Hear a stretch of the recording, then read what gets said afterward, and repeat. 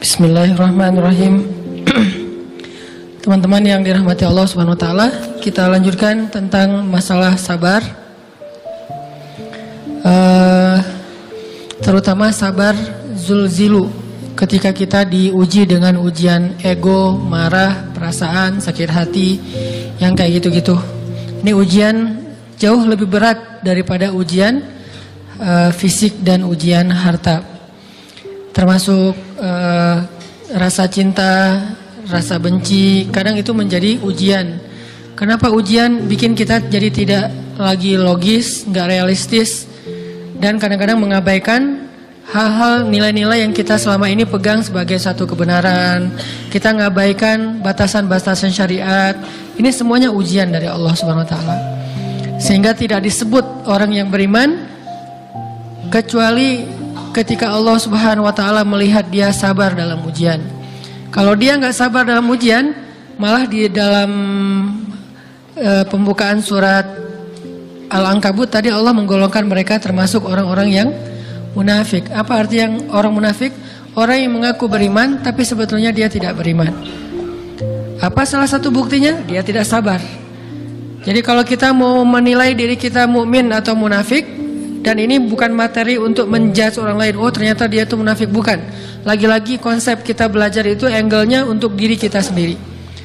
Saya sangat tidak merekomendasikan kita belajar untuk mendapatkan kaca pembesar, mencari-cari kesalahan saudara kita.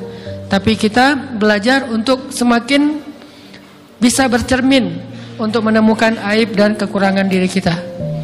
Jadi semakin kita tahu ilmu agama, semakin kita tahu ayat dan hadis, semakin kita punya cerminan untuk menilai diri kita dan memperbaiki diri kita. Bukan nyari kaca pembesar untuk memperjelas aib-aib dan kesalahan orang lain.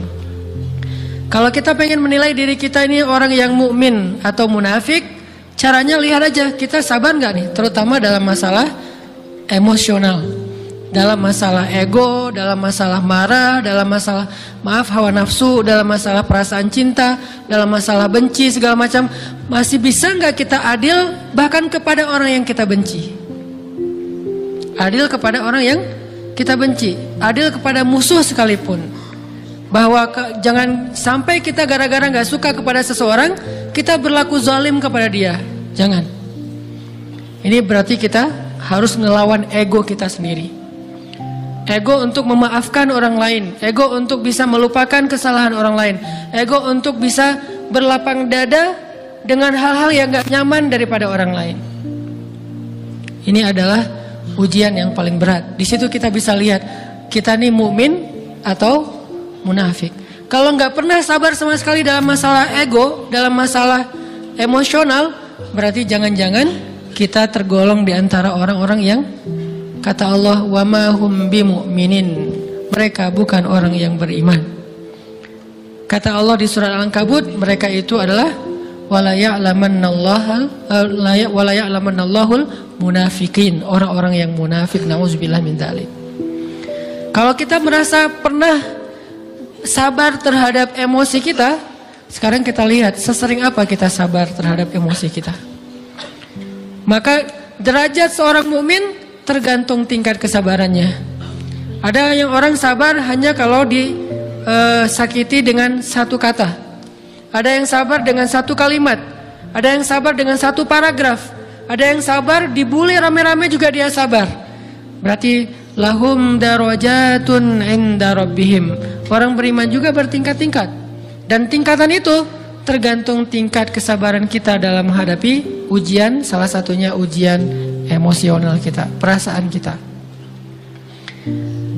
Sehingga teman-teman yang dirahmati Allah SWT, salah satu program kita untuk terus mengembangkan diri, program untuk tumbuh, program untuk memperbaiki diri kita di hadapan Allah itu adalah coba kita program dalam sehari aja, terus kita nilai berapa kali kita berhasil ngelewatin ujian emosional.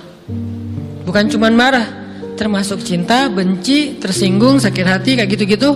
Berapa kali kita bisa berhasil melewati itu dalam sehari? Gak usah seminggu, sehari aja. Di jalan, sama temen, di grup WA, di IG, di Twitter, di mana gitu. Coba kita lihat berapa kali kita bisa menahan diri kita dan bersabar. Bukan berarti tidak respon ya, bukan berarti pasif. Kita bisa merespon tapi dengan cara yang elegan. Kita bisa merespon tanpa harus memperlihatkan emosional yang meledak-ledak. Bukan berarti ketika disakiti orang, dihina dan segala macam kita diam aja. Gak selalu kayak gitu. Kadang-kadang kita perlu merespon untuk mengklarifikasi, tabayun kalau kata orang-orang yang dalam ilmu fikih. Kita harus tabayun. Tapi tabayun dengan marah itu beda. Tabayun dengan mencela itu beda. Sehingga kita mencoba menahan diri berpikir, aduh capek kalau gitu. Tapi kan ini bagian dari pembelajaran. Makin terbiasa kayak gitu, terbiasa elegan, maka otomatis jadi nggak terlalu repot lagi. Kan awal-awal bersikap pengen yang bijaksana, yang elegan, yang dewasa, itu kan kadang-kadang harus diusahain ya. Karena belum mengkarakter, harus mikir dulu gimana ya sikap yang paling dewasa, gimana ya sikap yang paling bijaksana, gimana ya sikap yang paling wise, gimana ya sikap yang paling elegan, masih mikir. Tapi setelah berkali-kali kita latihan, lama-lama itu menjadi spontanitas kita. Dan kalau udah bisa kayak gitu, insya Allah kita sudah mulai meniru nih akhlak Nabi Muhammad Sallallahu Alaihi Wasallam. Ini ujian perasaan banget. Kalau tadi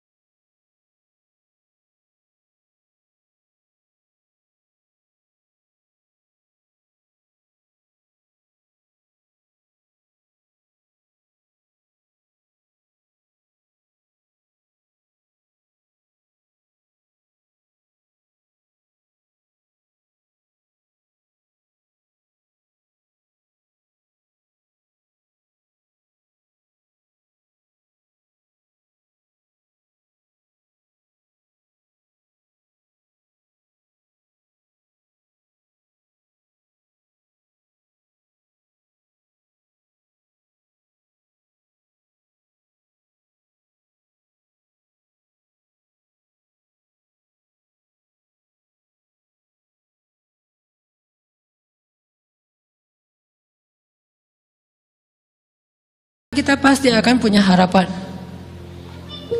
Kalau kita yakin bahwa Allahu Akbar, sebesar apapun masalah kita, Allah lebih besar daripada masalah kita, kan? Bukankah kita mendengar Allahu Akbar, Allahu Akbar? Ada gitu yang lebih besar daripada Allah? Harusnya kita tidak pernah berdoa kepada Allah sambil mengatakan, ya Allah, saya punya masalah besar. Itu sama aja dengan kita ngeledekin Allah. Sama aja kayak kita datang ke teman kita bilang gini, saya mau pinjam duit. Enggak akan banyak kok, saya tahu kamu kalau kebanyakan kamu nggak akan sanggup. Kan nggak mungkin kita ngomong gitu kan ya. Saya lagi banyak hutang nih, saya mau minta tolong sama kamu. Insya Allah saya nggak akan minta seutuhnya. Saya tahu kamu juga kurang duitnya, saya minta dikit-dikit aja lah. Kan nggak gitu kan cara kita minta tolong. Sama aja kita doa, ya Allah, saya punya masalah besar. Ngomong ke Allah punya masalah besar. Kalau kita ngomong ke manusia kayak gitu wajar, tapi ke Allah, ya Allah, saya punya masalah kecil nih. Apa? Ada hutang sedikit, berapa? 100 M. Allah kan ghaniyun, maha kaya. Jadi jangan pernah mengatakan 100 M itu besar di hadapan Allah. Kita ngeremehin Allah banget. Bukankah Allah Maha Kaya? Jangan pernah mengatakan bahwa musibah kita, ditinggalkan orang yang kita cintai, dibully seluruh dunia, itu besar di hadapan Allah. Bukankah Allah cukup buat kamu, kata kamu? Inna sholati wa nusuki wa mahyaya hasbiyallahu ni'mal wakil. Jadi Allahu Akbar. Sehingga kalau kita berdoa, ya Allah, saya punya sedikit masalah. Bukankah Umar pernah mengatakan, ya nafsi, idza daqat alaikid dunya, fala taquli ya rabbi indi hammun kabir, faquli ya hammun indi rabbun kabir. Wahai jiwaku, kalau kamu merasakan kesempitan, kegalauan, bingung, sakit, jangan pernah kamu mengatakan ya rabbi saya punya masalah besar, tapi katakanlah wahai masalah, saya punya Rabb yang maha besar. Iman dan harapan, berharap, itu nggak bisa dipisahkan. Iman dan sabar itu nggak bisa dipisahkan. Iman dan berserah diri atau menyerahkan urusannya, tawakul atau kita nyebutnya tawakal, nggak bisa dipisahkan. Bagaimana kita mau menyebut diri kita mukmin sementara kita nggak sabar ketika diuji dengan perasaan? Alhamdulillah kalau kita selama ini masih bersabar dengan ujian fisik. Ujian fisik yang setiap hari kita alamin apa? Lelah, capek, pulang kerja, pulang sekolah, pulang dari kampus, ngaji. Capek kan? Belum lagi macet-macetan, belum mandi pula. Dari tadi pagi, dari semalam kurang tidur dan segala macam. Lelah, capek, ngantuk. Kadang-kadang sampai drop kesehatan kita. Kita bisa lalui itu. Nggak apa-apa, capek-capek juga. Yang penting saya pengen belajar. Jalan nih jauh-jauh. Ada yang dari Sumedang, ada yang dari Lembang, ada yang dari Banjaran, dari mana-mana datang pengen ngaji. Jarak jauh nggak apa-apa, macet nggak apa-apa, lelah nggak apa-apa, habis duit nggak masalah.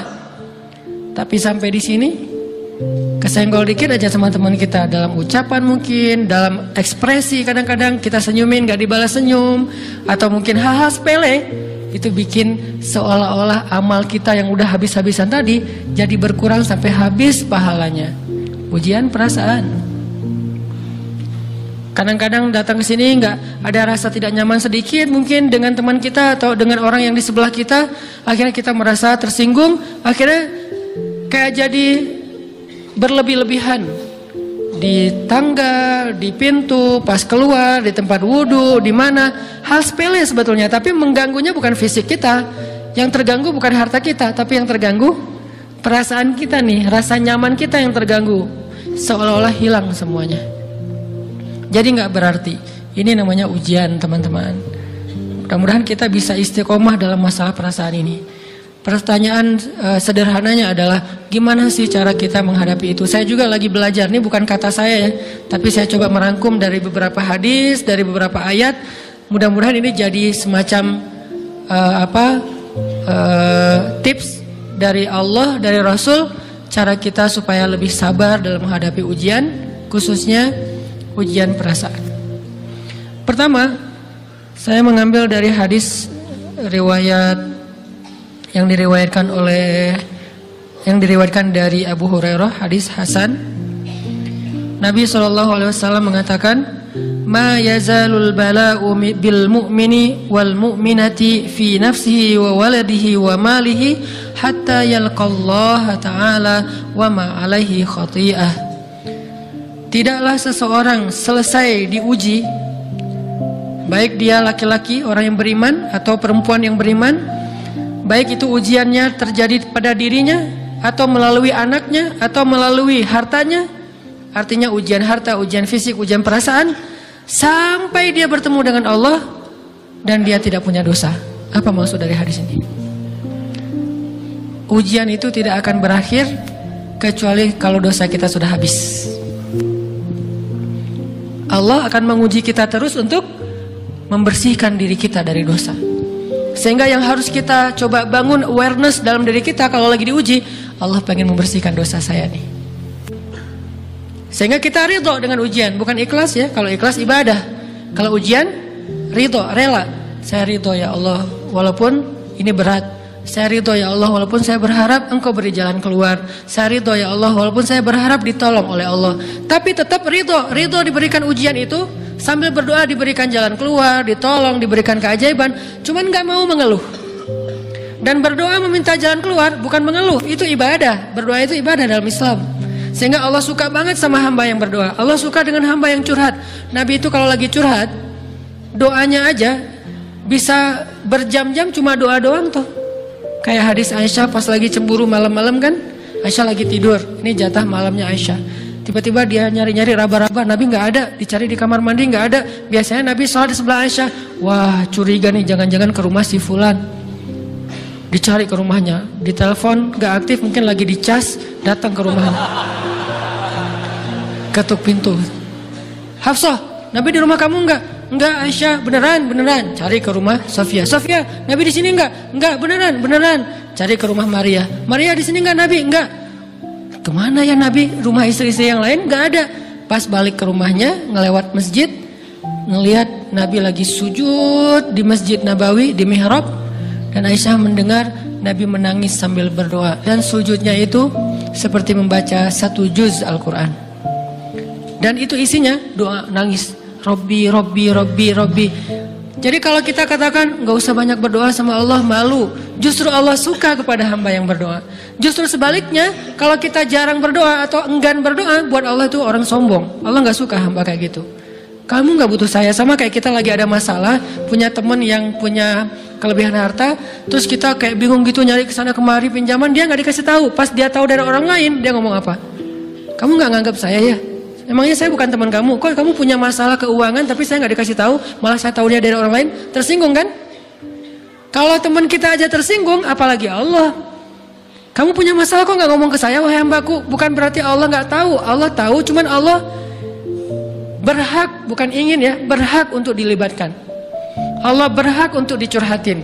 Allah berhak untuk dijadikan tempat kita untuk habis-habisan menangis dan melampiaskan masalah kita kepada Allah dalam bentuk curhat-curhat dan doa. Sehingga kalau kita berdoa, ya Rabbi, Allah langsung inni qarib, mendekat Allah kepada kita. Jadi teman-teman yang dirahmati Allah, kalau kita punya masalah, kita coba bangun awareness, oh Allah pengen membersihkan dosa-dosa saya nih. Terus kita berdoa, ya Allah bantu saya, ya Allah tolonglah saya, istighfar. Saya kadang-kadang ngerasa nih, kalau ada dosa, ada kesalahan, ada kekeliruan yang saya lakukan, misalnya gitu, kalau saya nggak kuat istighfarnya, bentar lagi akan diuji sama Allah. Ujiannya macam-macam, alhamdulillahnya ujiannya masih ketahan. Pasti diuji sama Allah. Kalau istighfarnya nggak kuat, taubatnya tuh nggak kuat, langsung diuji sama Allah. Dan itu saya langsung sadar, oh benar, berarti yang tadi ini lagi dihapus sama Allah nih. Perkencang lagi, perkuat lagi istighfar. Kenapa? Karena kalau istighfar kita kuat, berarti kan dosa kita dihapus dengan istighfar ya. Otomatis ujian kita durasinya berkurang. Makin kuat istighfar, makin berkurang. Kalau istighfarnya udah mantap, udah selesai, Allah cabut tuh ujian kita. Diganti dengan kebaikan. Jadi teman-teman, kita coba sadari, oh kalau Allah menguji saya, emang saya banyak dosa. Sebelum kita mencari kambing hitam, nyalah-nyalahin orang lain, sebelum kita marah kepada orang lain, kadang wajar kita marah kepada orang lain gara-gara ucapannya, komennya, teks dari dia, wajar. Tapi sebelum itu, marah dulu kepada diri kita atas dosa dan kesalahan kita yang baru saja kita lakukan, atau yang dulu kita lakuin dan belum benar-benar kita tinggalkan. Kalau kita ngerasa banyak dosa di masa lalu sebelum kita taubat, hijrah, berarti mungkin itulah alasan kenapa sekarang kita diuji setelah hijrah. Kenapa agak-agak harus jungkir balik setelah kita hijrah? Kenapa harus sedikit berdarah-darah setelah kita hijrah? Anggap aja itu untuk mengkifarat, membersihkan dosa-dosa kita yang telah lalu. Supaya apa? Supaya kalau kita pulang kepada Allah, kita pulang dalam keadaan bersih, dan itu pasti akan menjadi orang yang paling beruntung. Daripada nanti diberesin di akhirat, mending diberesin di dunia kan? Soalnya kalau diberesin di akhirat itu lebih berat. Akhirat itu perlakuannya beda dengan di dunia. Di dunia kalau kita salah akan dibalas oleh Allah. Kalau kita belum taubat, dibalas oleh Allah sama. Tapi di akhirat ukurannya beda. Sehingga heran ya, kalau ada orang yang merasa beruntung lolos dari hukuman dunia, dia pikir dia udah lolos dari hukuman Allah. Mending dia beresin deh di dunia daripada nanti di akhir berlarut-larut. Itu bahaya banget. Kalau buat saya pribadi, dan saya yakin teman-teman juga kayak gitu, gak mau ada masalah di akhirat, mending masalah di dunia aja. Tapi masalah di dunia juga kita nggak mau berlarut-larut, pengen cepat dimudahin sama Allah. Caranya istighfar, istighfar, istighfar. Tidaklah Allah memberikan kepada kita ujian kecuali salah satu alasannya pengen menghapuskan dosa. Idza kathurat dzunubul 'abdi wa lam yakun lahu min 'amalin liyukaffiraha fabtalahu Allahu bil hazan liyukaffiraha. Kalau seorang hamba banyak dosa dan dia nggak cukup amal untuk mengkifarat dosa-dosanya, Allah akan menguji dia dengan rasa sedih, dengan rasa kecewa, dengan rasa berat, sakit hati untuk mengkifarat dosa-dosanya. Itu yang kita bangun, sehingga kalau ada masalah sama orang lain, kita memperbaiki diri dulu, bukan sibuk dengan kesalahan dia terus menerus yang nggak mau kita maafin. Misalnya ada teman kita nih, jadi clash sama kita. Hal pertama yang kita bangun, astagfirullahaladzim, saya banyak dosa nih. Tapi kan yang salah dia, ya. Tapi mungkin dia nggak akan mengatakan kalimat itu, nggak akan bersikap kayak gitu kalau kita nggak punya dosa. Allah sengaja mengutus dia untuk menguji kita lewat kata-katanya, lewat perilakunya, karena kita punya dosa. Jadi penyebab pertama diuji itu bukan teman kita yang salah, itu penyebab kedua. Memang dia salah. Dan itu harus kita akui, realistis lah. Dia salah, dia nggak pas, dia nggak bijak, dia apa. Oke. Tapi yang mentakdirkan dia salah kepada kita Allah Subhanahu Wa Taala. Kenapa Allah takdirkan gitu? Karena kita masih punya banyak dosa. Allah kirim kita ujian, bisa manusia, bisa alam, bisa dalam diri kita sendiri. Itu semuanya adalah cara Allah untuk menguji kita dan membersihkan dosa-dosa kita. Ini yang kita bangun pertama.